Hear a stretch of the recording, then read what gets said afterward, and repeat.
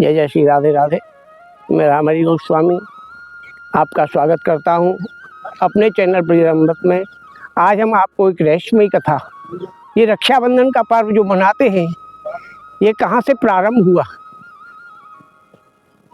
तो एक समय राजा बलि अपने यज्ञ कर रहे थे और उस यज्ञ में भगवान श्री नारायण वामन अंगुल बन करके, वामन ब्राह्मण का रूप धारण करके उस यज्ञ के अंदर में प्रवेश किया और राजा बलि से 3 पग भूमि मांगी।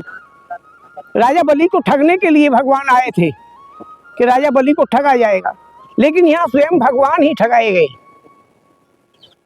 राजा बलि से 3 पग भूमि दान में मांगे अपनी पूजा पाठ करने के लिए।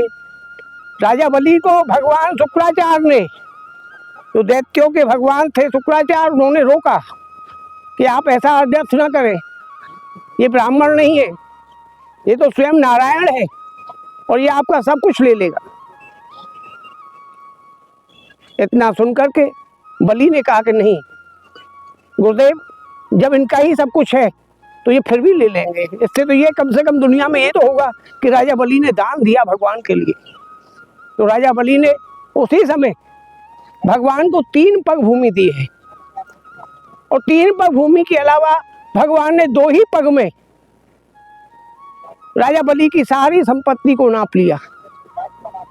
1 पग में नीचे के 7 लोक और 1 पग में ऊपर के 7 लोक जाकर के भगवान ब्रह्मा जी के ब्रह्मलोक में जाकर के भगवान का चरण पहुंचा और भगवान का चरण होकर के कमंडल में ब्रह्मा जी ने रखा। वहीं गंगा जी का आवास हुआ और गंगा जी प्रकट ही। बोलो गंगा मैया की जय। अब 2 पग भूमि के बाद में राजा बलि से भगवान ने कहा कि अब तीसरा पग कहाँ है। बलि ने कहा कि ये तो महाराज अनर्थ हो गया, मेरी सारी संपत्ति को आपने ले लिया, लेकिन आपके 2 ही पग हुए हैं। बस उसी समय राजा बलि की पत्नी विंध्या बलि आई और आकर के भगवान को पकड़ा और भगवान से कहा कि भगवान आप मेरे को एक बात बताओ ब्राह्मण देवता, कि दान बड़ा है कि दानी बड़ा है? दान देने वाला बड़ा है या उसकी संपत्ति बड़ी है? दान देने वाला बड़ा है। तो फिर जितनी जो दान दिया है उससे तो कुछ ज्यादा ही होंगे। अब अपना एक चरण महाराज बलि के सिर पर रखो। विंध्या बलि के कहे से भगवान ने बलि के सिर पर रखा और विंध्यावली ने भी अपने भगवान के चरणों में नमस्कार किया और नमस्कार करके दक्षिणा में विंध्यावली को लेकर के भगवान प्रसन्न हुए। दैत्यों का राज समाप्त हुआ, देवताओं का राज हुआ। और इतना सब लेने के बाद भगवान ने बलि से कहा कि बलि, अब तुमको जो मांगना हो सो मांग लो मेरे से, जो मांगोगे सो मैं दूंगा। बलि ने कहा कि प्रभु,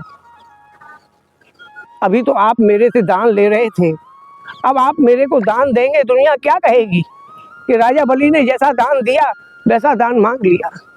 लेकिन ऐसा नहीं, आज का जीव अगर होता और उससे कह दी जाती कि भैया तू अपना ले ले, जो कुछ मांगना हो वो मांग ले, तो आज का जीव तो कह देता जो मेरा लिया है वो सब वापस कर दो। लेकिन राजा बलि ने ऐसा नहीं किया और राजा बलि ने कहा कि मेरे को क्या करना है। भगवान ने कहा नहीं, आपको जो मांगना है सो मांगे। तो राजा बलि ने कहा कि प्रभु, जब आप देना ही चाहते हैं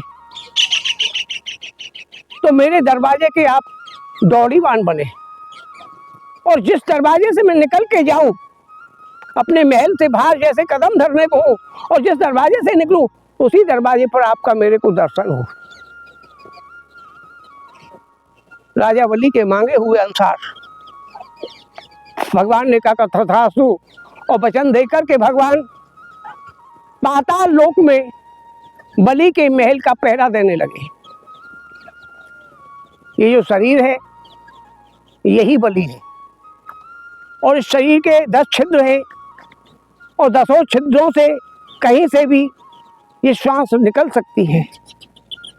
हर छिद्र के ऊपर में भगवान का वास, ठाकुर जी का वास रखे। जहाँ से भी निकले, घर से निकले, बाहर से निकले, कहीं से निकले, सामने साक्षात प्रभु का दर्शन करें। नारायण नारायण का जाप करें, और प्रभु का जाप करने से ही इस शरीर की शुद्धि होती है।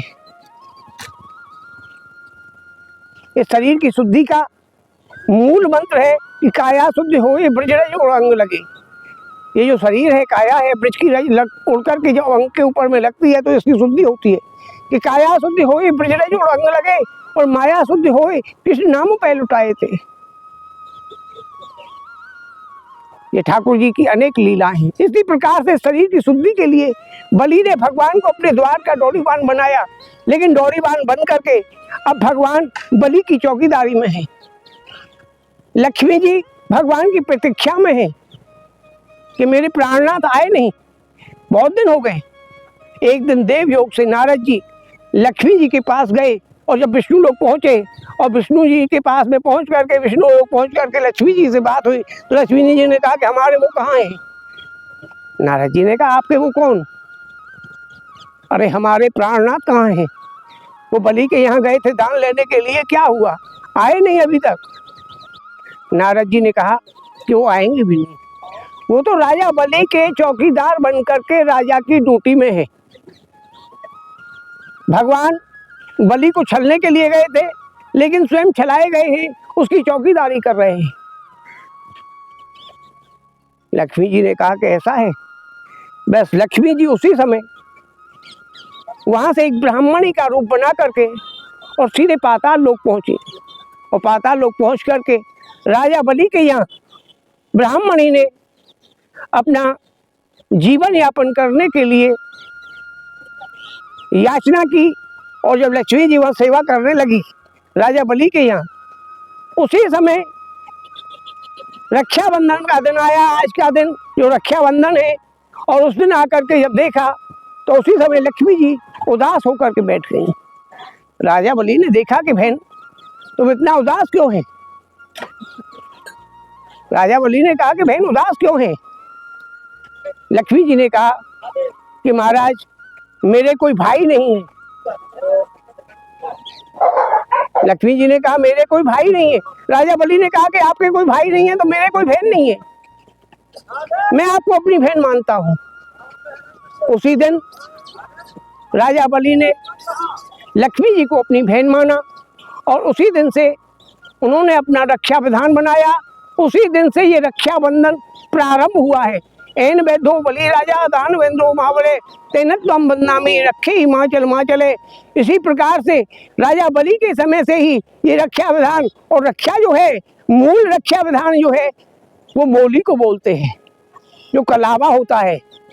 आज समय के अनुकूल, समय के अनुसार जीव अपनी पसंद से सोने की, चांदी की, धागे की, शोभा की, मोती की, हर तरह की राखियां ला करके अपने भाई की कलाई पर बहन बांधती है, उसी की प्रसन्नता के लिए, उसकी उन्नति के लिए, उसकी आवास के लिए, और उसकी प्रसन्नता में ही बहन सदैव प्रसन्न रहती है।